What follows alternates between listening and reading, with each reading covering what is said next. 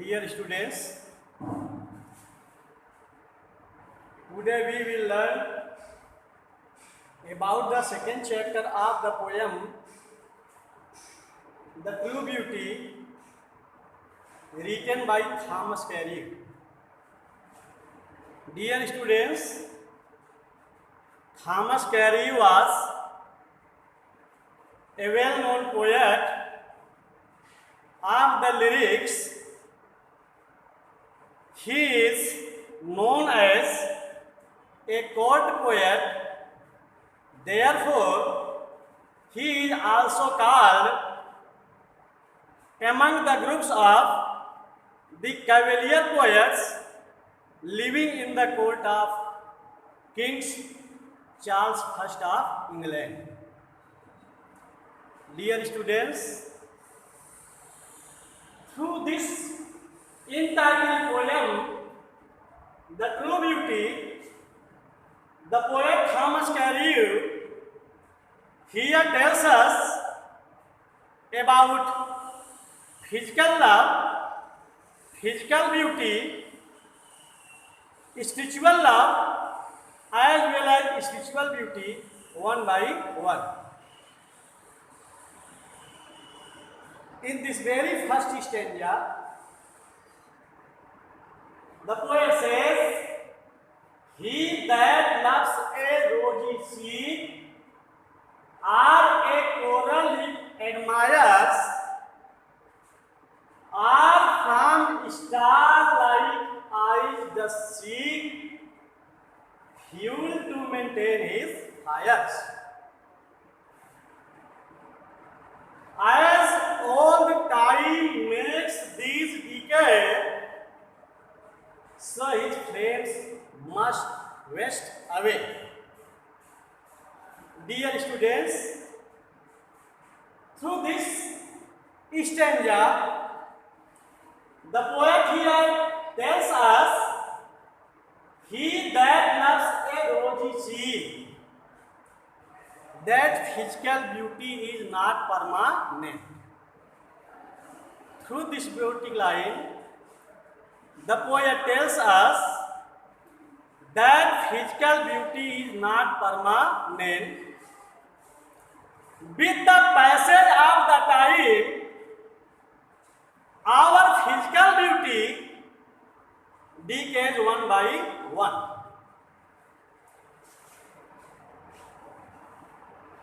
The poet points out his ideas about the physical beauty and says that physical beauty is not permanent, it is short-lived. Physical beauty decays with the passage of the time. Therefore, love based on the physical beauty is not permanent love, is not everlasting love, is not true love. He that loves a rosy sea, the poet tells us about the physical beauty, that there are some lovers who love their beloved only because their cheeks are as beautiful as a flower of rose, or a coral he admires. There are some people, there are some lovers who also love his beloved only because her cheeks are as red and as beautiful as a precious stone called coral, or from star-like eyes does seek fuel to maintain his fires. There are some people who try to keep the fires of their love continue or maintained to see the beautiful eyes of their beloved, which are as brightful as the stars shining in the sky. Fuel to maintain its fires as all time makes these decays. Through this poetic line, the poet wants to give us a suggestion that we should not love physical beauty, because physical beauty is short-lived, not permanent, temporary, not everlasting. As all time makes these decays, as the time passes day by day, the lover also becomes old, older, and finally oldest. With the passage of the time, the physical beauty of the beloved destroys, decays one by one. As all time makes these decay, so his flames must waste away. As the fires of the love of the lover is totally based on physical beauty of his beloved, therefore, as soon as the physical beauty of the beloved decays, the fires of the love of the lover also dies with it. Therefore, in this stanza, the poet advises us that we should not love physical beauty, because physical beauty is not true, not permanent, because it is temporary, short-lived.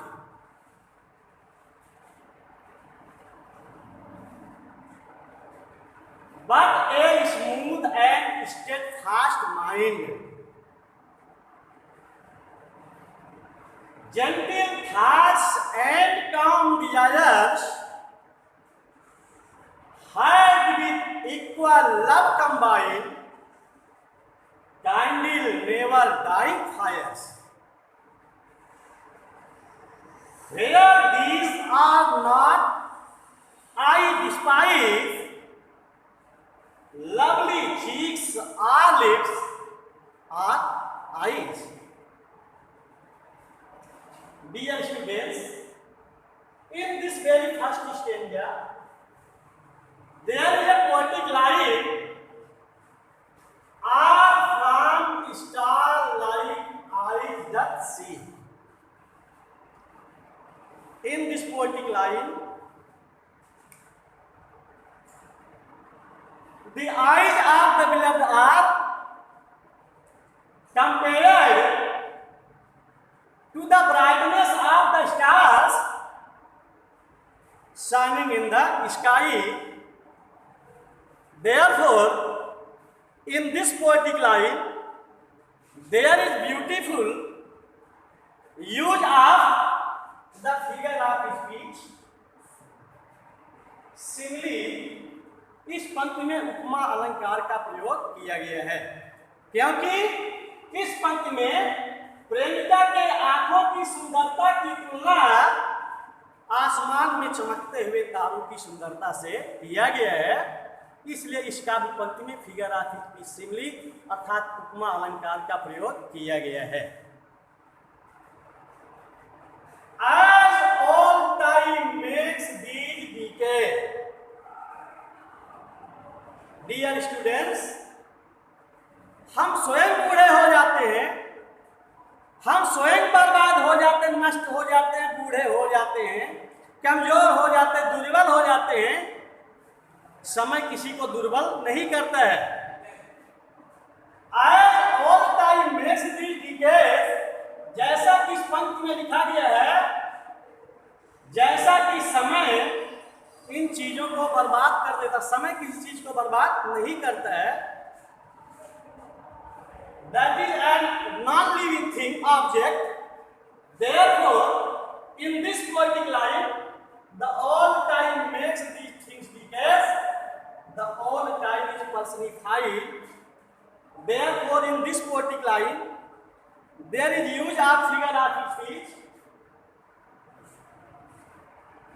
personification. Use of speech, figure of speech, personification. Dear students, thereafter now we would look at the second stanza of this poem and find out what the poet wants to tell us through these poetic lines, through this stanza. But a smooth and steadfast mind, gentle hearts and calm desires, had with equal love combined, kindle never dying fires, where these are not I despise, lovely cheeks are, lips are eyes. But a smooth and steadfast mind. Through this stanza, in these poetic lines, the poet here praises spiritual beauty. The poet praises the beauty of mind and beauty of soul. Dear students, spiritual beauty means the beauty of mind, the beauty of soul, firm and constant mind, good thoughts, and to have power to control over our strong passions as anger, worry, jealousy, hatred, greed, and likewise so many other in harmonious state of the mind. But a smooth and steadfast mind.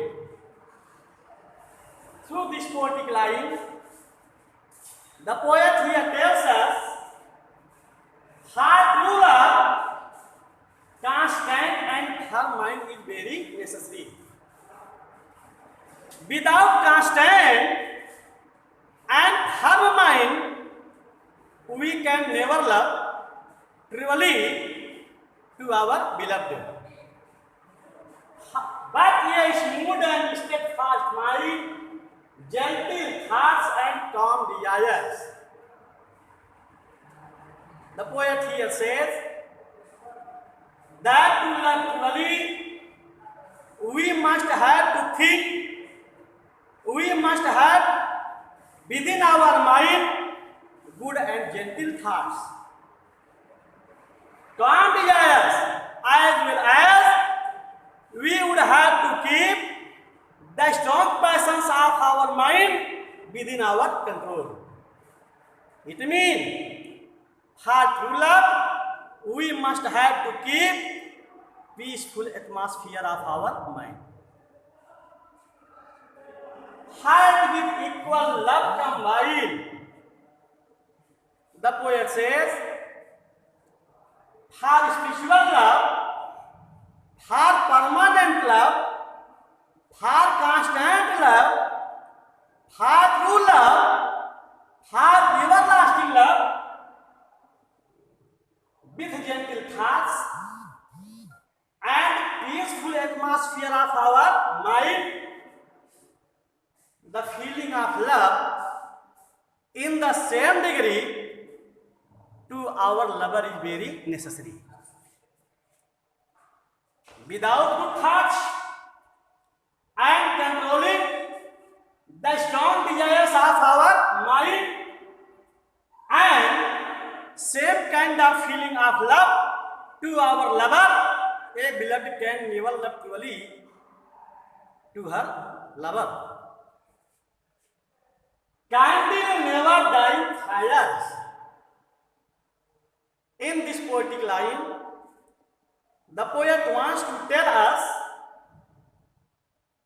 that love based on constant and firm mind, love based on